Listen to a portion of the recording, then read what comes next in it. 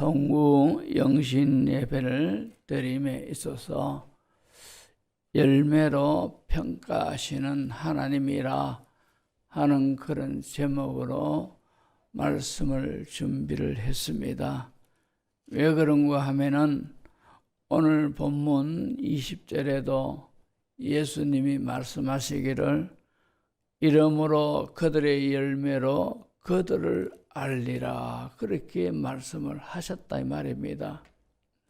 아무리 우리가 참으로 말을 잘한다 하더라도 사람은 속이고 사람에게는 판단력을 흐리게 할 수는 있으나, 그러나 마지막 날 우리가 죽어서 예수님의 심판대 앞에 섰을 때에는 우리가 아무리 사람을 감동시키는 말을 한다 하더라도 우리 주님에게는 통하지 않는다 이 말입니다.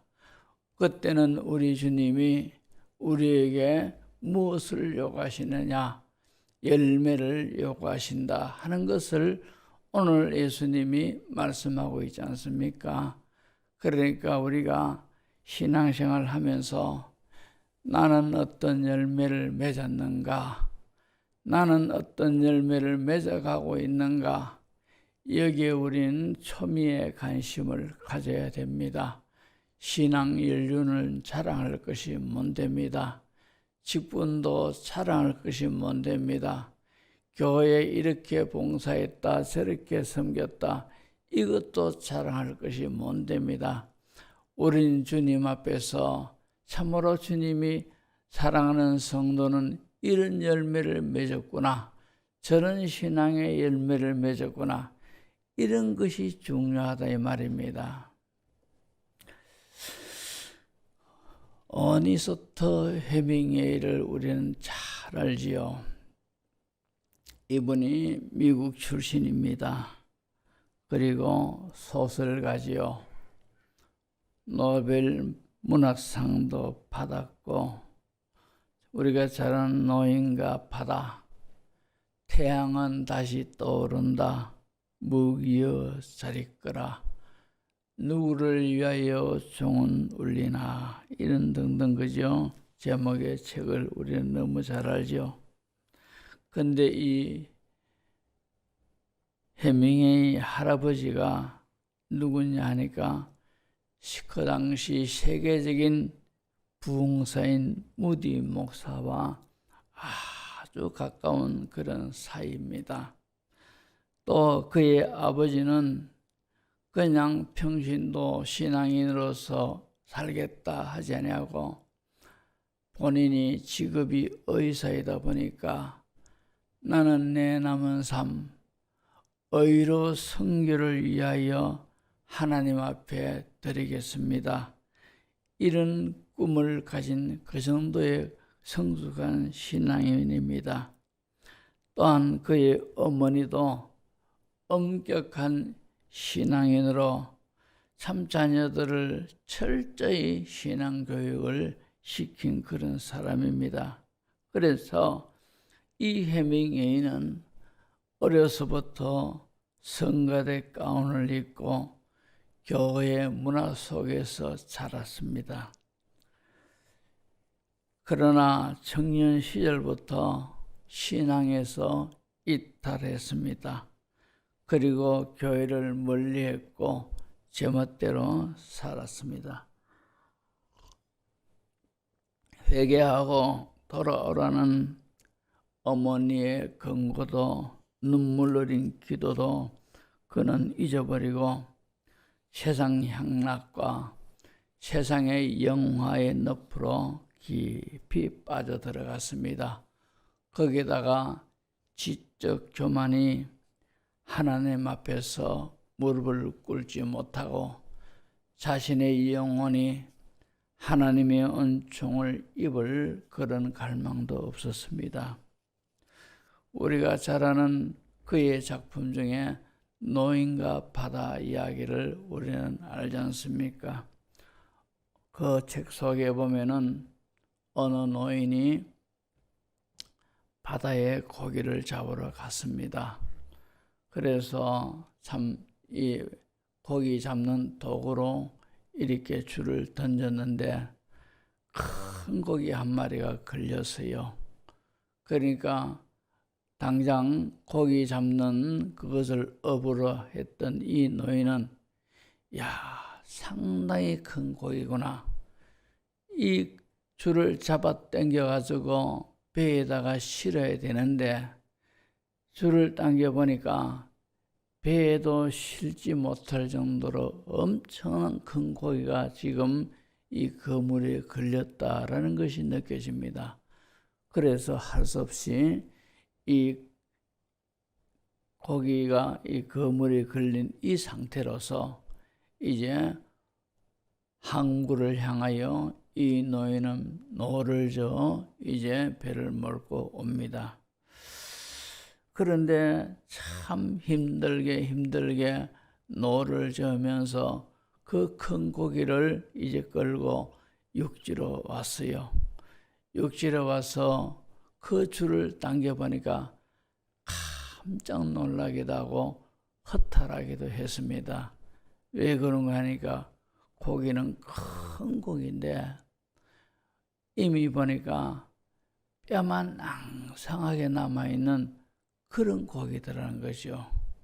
왜 그런가 하니까 중도에 이 고기를 끌고 오는 동안에 상어를 만나가지고 상어떼들이 이 고기의 살을 다 뜯어 먹어버리고 뼈만 남았던 겁니다. 근데 이 노인은 큰 고기를 잡았다는 그런 자부심, 그런 기대, 그런 흥분을 가지고 이래 왔는데 이렇게 이제 그물을 올리고 보니까 뼈만 낭상하게 남은 그런 고기밖에 없더라 말입니다. 그래서 그 노인은 그것을 보고 지쳐 쓰러집니다. 자, 이것이 바로 이 해밍웨이의 인생과 같습니다. 그는 수많은 작품을 남겼고 세상 영광을 얻었고 또 부를 소유를 했습니다. 많은 사람들로부터 존경을 받았지만도 그러나 그의 인생의 말로는 너무나도 처참하고 실패였습니다. 그는 자기가 늘 이렇게 갖고 있던 이 엽총으로 머리를 쏘아 자살을 했습니다. 그러면서 자살하기 전에 이런 글을 남겼습니다. 나는 전지약이 다 떨어지고 호두에 꽂을 내도 전원이 없어서 불이 들어오지 않는 라디오의 진공관처럼 외로운 공허 가운데 나는 살고 있다. 이러면서 그는 총으로 자살을 하고 말았습니다. 그의 화려한 명성, 여러 가지 영광, 값비싼 별장, 그리고 많은 부, 이런 것들이 그의 꺼져가는 영혼에 만족을 주지 못하고 참으로 어떤 의미도 주지 못한 그런 것이었습니다. 참으로 이런 것을 보면서 이 인생을 우리가 살긴 살았는데 얼마나 오래 사느냐, 이것이 문제가 아니고 어떻게 살아갈 것인가, 이것이 우리에게 있는 인생의 숙제입니다. 우리는 다 압니다. 우리가 이 세상 떠나고 나면은 참으로 주님의 심판대 앞에 다 서게 된다는 사실. 그때 주님은 오늘 말씀처럼 그 사람의 열매로 그를 평가하겠다, 이렇게 예수님이 말씀하셨듯이 심판대 위에 앉아 계신 그 주님이 우리 한 사람 한 사람을 보실 때 열매를, 주님이 원하시는 신앙의 열매를 요구하고 계신다 하는 이 사실을 우리가 믿음으로 우리는 알 수가 있습니다. 그런 까닭에 우리가요, 신앙생활을 하면서 또 살아가면서 주님이 원하시는 그런 열매를 맺는 그런 삶을 살아야 됩니다. 그러면은 우리가 이 시간에 왜 열매를 맺어야 되는가? 그 이유에 대해서 간단하게 살펴보면은 첫 번째가 하나님의 간절한 바람이기 때문에 그렇습니다. 이사야 5장 1절 2절을 보시면은 나는 내가 사랑하는 자를 위하여 노래하되 내가 사랑하는 자의 포도원을 노래하리라. 내가 사랑하는 자에게 포도원이 있으며 심히 기름진 산에로다. 땅을 파서 돌을 제하고 극상품 포도나무를 심었도다. 그 중에 망대를 세웠고 또 그 안에 술터를 팠도다. 좋은 포도 열매 맺기를 바랬더니 들포도를 맺었도다. 그러면서 지금 이스라엘의 영적 모습을 보시고 하나님이 이렇게 지금 한탄하고 계시고 있다 이 말입니다. 주님은 우리에게 좋은 포도 열매 맺기를 바랬더니 바라고 계신다 말입니다. 우리에게 특별한 은혜를 주셨습니다. 이 세상에 있으면서 예수 믿었다는 이 자체가요 제일 큰 복이고 제일 큰 은혜입니다. 이런 큰 은혜와 이런 큰 복을 주신 하나님이 그 다음에 이제 우리가 중생했지 않습니까? 예수 믿었다는 그 자체는 거듭났다 이 말입니다. 거듭났고 새롭게 되었고 이제 새로운 인생이 되었으니 이때부터 우리 하나님은 우리에게서 열매 맺는 그런 삶을 살아야 된다 말씀하고 계신다 이 말입니다. 그 한 예로 마가복음 11장 13절에도 보면은 예수님이 멀리서 무화과 잎사귀만 있는 한 무화과 나무를 보셨지 않습니까? 그래서 무성한 잎이 있는 그 무화과 나무에게로 다가가서 무화과 나무 가지를 뒤적거립니다. 왜 그랬습니까? 혹시나 이 나무에 열매가 달렸는가? 이렇게 해서 열매를 찾아냈는데 그 열매는 없더라는 거죠. 잎사귀만 무성하고 열매가 없더라는 거죠. 그리고 그 열매를 주님은 저주하셨어요. 그 나무를.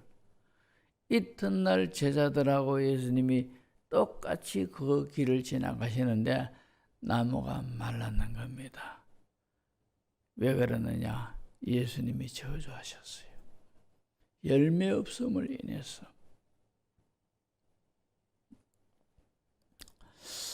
자, 이런 것을 보면서 우리가 열매를 맺어야 돼요. 사도 바울이요, 참 얼마나 그가 힘쓰고 애썼는가 하면은 좋은 열매 맺기 위해서 애쓰는 사람입니다. 우리가 이런 관계를 보면서 하나님은 우리에게 좋은 열매를 맺기를 원하신다는 거죠. 지난해는 너무너무 힘들고 어렵고 고통스러운 한 해였습니다. 그죠? 하지만도 우리는 이런 가운데서도 저런 가운데서도 주님이 원하시는 열매를 맺어야 돼요. 어떤 열매를 맺었습니까? 어떤 열매를 맺었습니까? 한 해를 보내고 새로운 해를 맞이하는 첫 시간에 우리는 지난 해를 돌아봐야 됩니다. 하나님 보시기에 나는 어떤 열매를 맺었는가?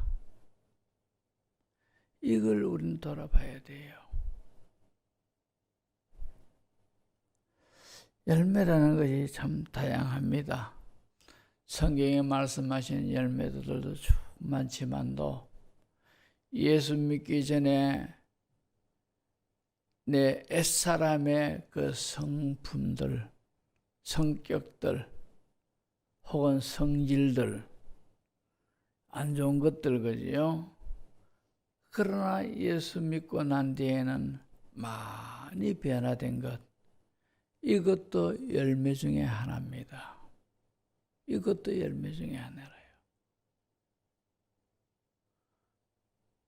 제가 부끄러운 이야기입니다만도 저는 예수 믿기 전에는 상황에 따라 가지고 거짓말도 잘했습니다. 하지만도 예수 믿고 난 뒤에 지금까지 거짓말 한 번도 안 했습니다.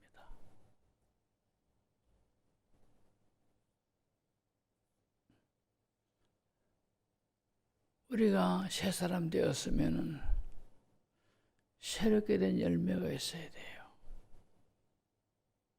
열매가 있어야 된다. 열매는 하나님의 간절한 바람입니다. 두 번째로 왜 열매를 맺어야 되느냐? 열매 맺는 자에게는 이것이요, 세상에 주지 못하는 기쁨이고 살아있는 존재의 의미가 되기 때문에 이렇게 열매를 맺어야 된다 말입니다. 바울이 빌립보서 4장 1절에 이렇게 말합니다. 그러므로 나의 사랑하고 사모하는 형제들, 나의 기쁨이요 멸류관이 사랑하는 자들아, 이와 같이 주 안에 서라. 이 빌립보 성도를 향해서 나의 사랑하고 사모하는 형제들, 나의 기쁨, 나의 멸류관인 사랑하는 자들, 사도 바울이 그렇게 말을 하고 있습니다. 이 말은 무슨 뜻입니까? 빌립보 성도들 자체가 사도 바울에게 있어서는 자신이 하나 장차 하나님 앞에서 내놓을 수 있는 열매들이라는 거죠. 이 빌립보 성도들이 내 신앙의 열매입니다, 하나님. 이 말입니다. 그렇기 때문에 사도 바울은 하늘나라를 그렇게 사모했고 살아있는 이 육신과 그리고 하늘나라에 소망하는 이 소망, 이 두 사이에 자기가 끼어 있다, 그렇게 말하면서 자신의 바람은 내가 이 세상에 살기보다는 내가 하나님 앞에 가는 그것이 훨씬 좋다, 그렇게 말을 했습니다. 그렇게 말을 한 근거가 어딘가 하니까 하나님 앞에 가면은 자신이 이런 열매도 있고 저런 열매도 있고 하니까 이 열매가 맺어졌으니 주님 앞에 섰을 때 주님이 이 열매를 보시고 칭찬과 상급과 멸류관을 주신다는 거죠. 이걸 확신했기 때문에 자신이 지금 이 세상에 육신을 입고 있지만도 이것을 벗고 내가 하나님 앞에 가는 것이 훨씬 더 좋다, 그렇게 말했는 겁니다. 자, 이것을 그저 실제적으로 제가 증명해 볼까요?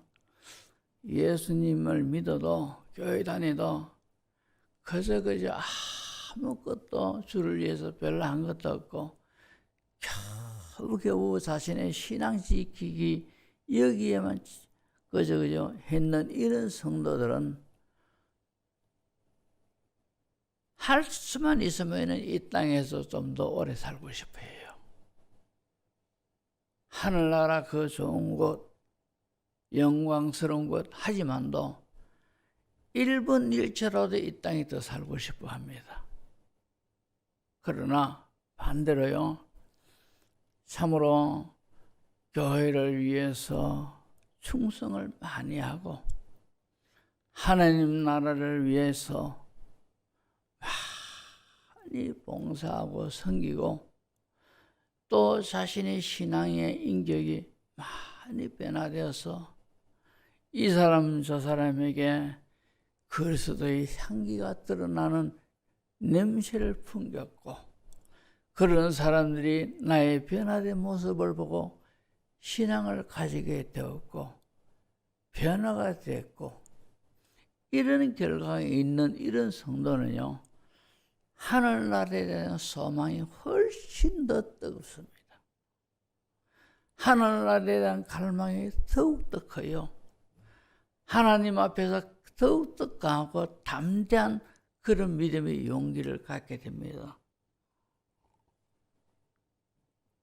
왜 그렇습니까? 왜 그런 현상이 일어납니까? 신앙의 열매가 있느냐 없느냐, 그 차이가 하늘나라 빨리 가고 싶다, 아니면 이 땅에 좀 더 오래 살고 싶다, 이런 차이를 갖게 된다 이 말입니다.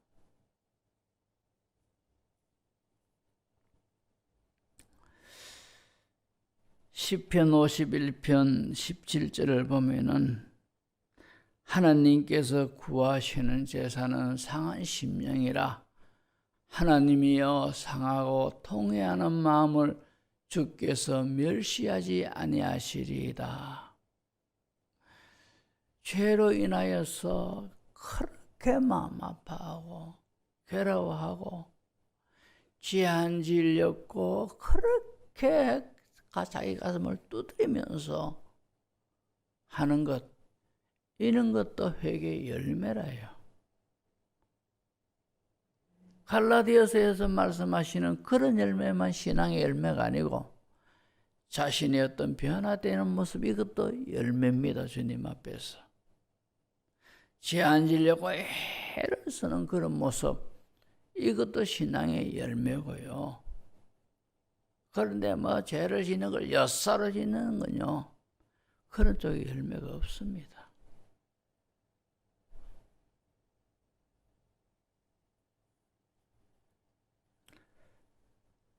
갈라디아서 5장 22절에서 23절 보면은 오직 성령의 열매는 사랑과 희락과 화평과 오래 참음과 자비와 양성과 충성과 온유와 절제니 이 같은 것을 금지할 법이 없느니라. 하나님이 이런 성령의 열매를 우리가 맺기를 원하고 계신다 이 말입니다. 열매는 있어도 좋고 없어도 어쩔 수 없다, 이런 것이 아니라 열매는 반드시 맺어야 됩니다. 왜? 주님 앞에 섰을 때에 주님이 이건 요구하시니까요. 이 열매를 요구하신다 이 말입니다.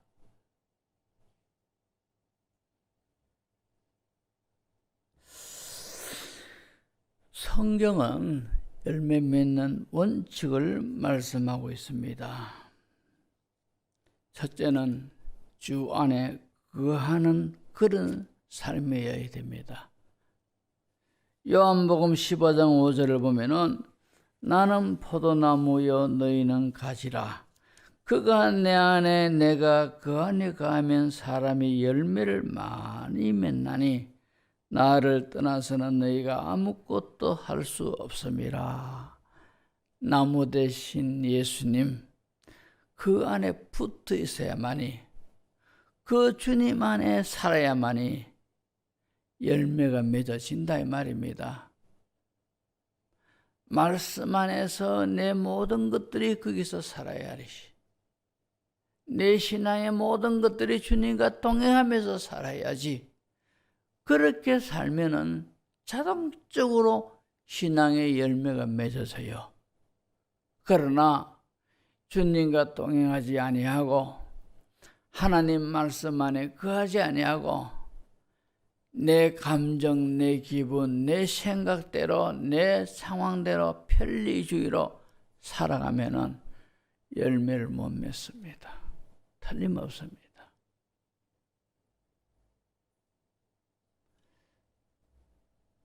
그 다음에 우리가 열매 맺기 위해서는 수고를 해야 됩니다.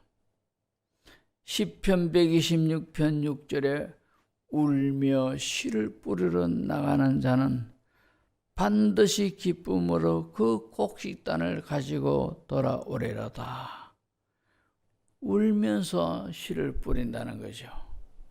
씨를 뿌리는 것이 휘바람 불면서 씨를 뿌리는 것이 아니고 울면서, 다시 말해서 자신이 고통당하고 자신이 부인되어지고 자신이 희생되어지고, 그죠?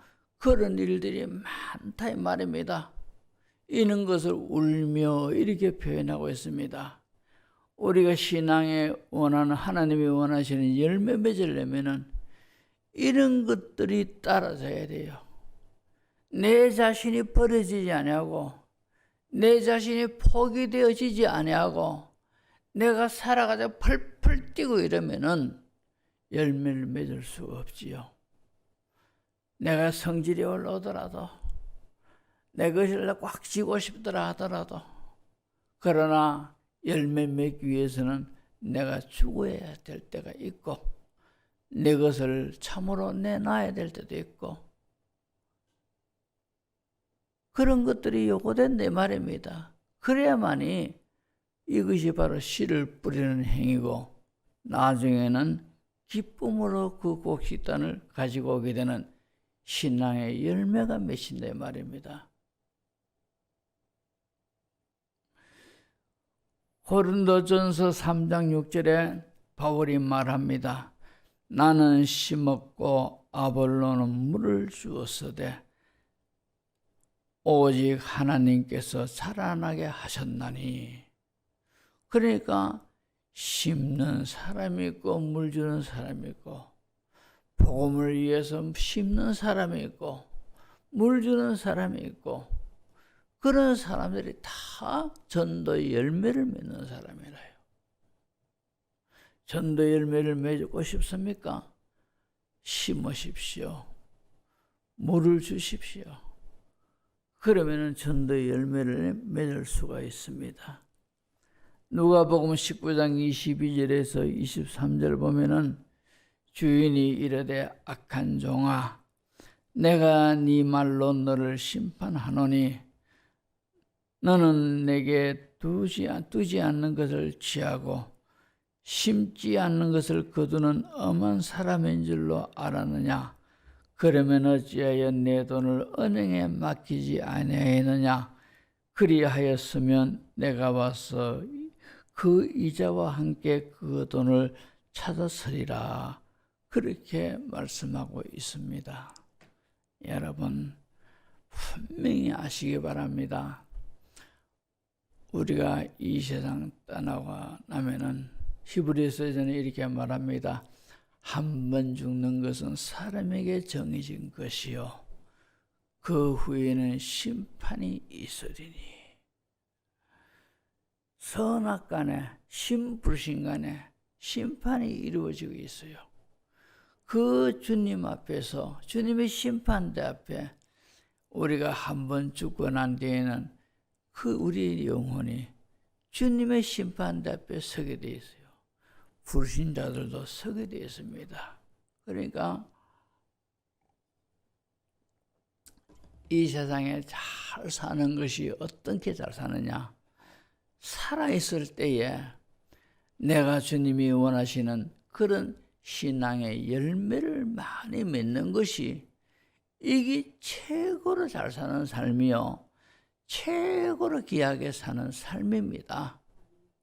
이 땅의 복을 찾기 위해서 아동바동 애쓰는 사람은요, 내가 죽고 나면은 이 세상의 복은 다 사라져요. 나중에 주님 앞에 섰을 때에는 주님 앞에 가져가는 것은 믿음, 그리고 주님이 원하시는 열매입니다. 이것만 필요한 거라요. 그러니까 답은 자명합니다. 우리가 이 세상 살 때 내가 어떻게 살아야 되느냐는 것이요. 무엇을 위하여 살아야 되느냐는 것이요. 어떻게 살아야 되느냐는 겁니다. 한 해를 보냅니다. 새로운 해를 맞이합니다. 다 동일한 그런 감정을 가지듯이 우리가 나이 한 살 먹어가는구나 이러면서 내 나이가 벌써, 그러면서 어릴 때를 다 회상을 해봅니다. 저도 철이 없을 때, 어렸을 때 참 우리 부모님하고 형제들하고 초가집에서 이렇게 저렇게 살았지, 이런 생각들이 참 떠올라요. 그런데 벌써 이렇게 될 줄 왜 알았겠습니까? 이 나이 먹었을 줄 왜 알았겠느냐 말입니다. 남은 세월이 그리 길지 않습니다. 22년도 우리가 참 힘든 그런 한 해였지만도 그런 속에서도 우리 신앙에는 주님이 원하시는 열매를 맺었어야 돼요. 그러나 그런 면에서 아쉬움이 많이 남는다면은 이제 하나님이 2023년 새해를 또 우리에게 기회로 주셨어요. 또 기회를 주셨다 이 말입니다. 그러면은 이런 기회를 주신 하나님은 이 해는 주님이 원하시는 열매를 많이 맺는 해가 되라, 주님은 이렇게 말씀하시면서 또 한 해를 허락해 주신 줄로 믿습니다. 아무쪼록 23년도에는 신앙의 좋은 열매들을 많이 맺는 우리 정문에 사랑하는 성도들 되시기를 주의 이름으로 축복합니다.